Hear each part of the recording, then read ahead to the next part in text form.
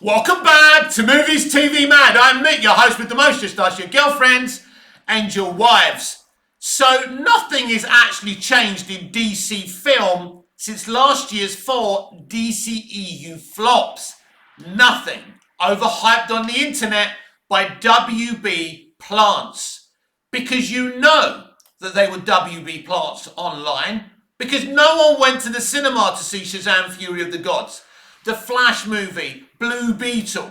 Now, a few more people did actually go to see Aquaman and the Lost Kingdom because there is people like me invested in Jason Momoa, a fantastic, diverse version of Aquaman.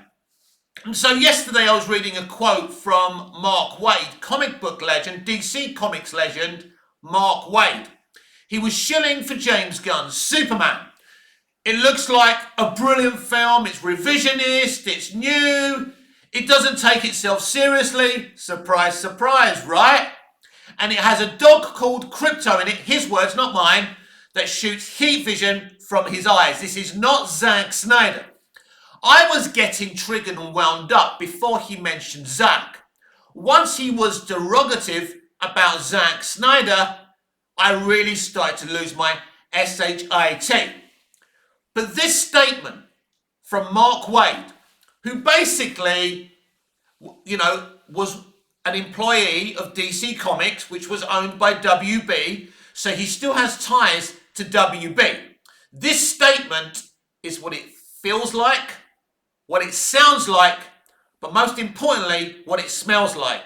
Fear and panic. They are so scared about this movie.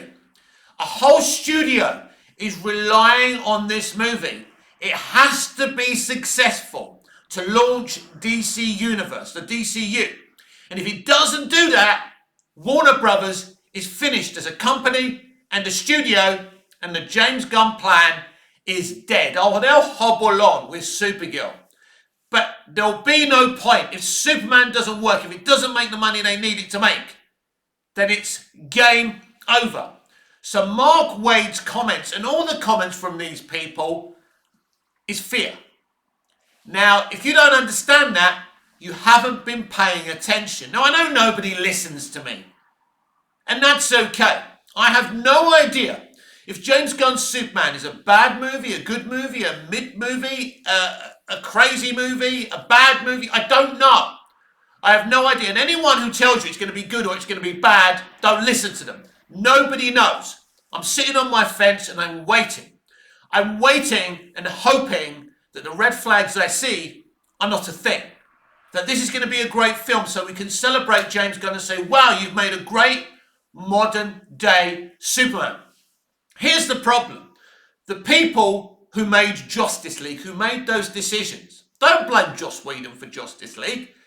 The man was brought in to do an impossible job. Of course he was losing his shit and his temper with the cast who were cast by Zack Snyder, who didn't want Joss there. Not Joss Whedon's fault. It's their fault. The studio. The people who believe that DC will make money with bright colours and bad gags. That's what they believe.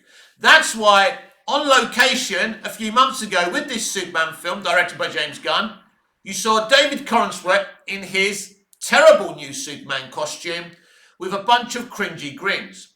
They think bad gags, cringy grins and bright colours is how you make a comic book movie.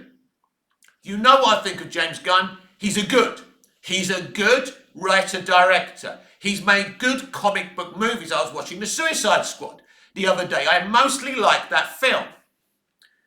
But it's a step up from a group of people in The Suicide Squad, in Guardians of the Galaxy, in Peacemaker, to Superman. Because Superman is the top league. And I think to make a great Superman movie, you've got to like Superman.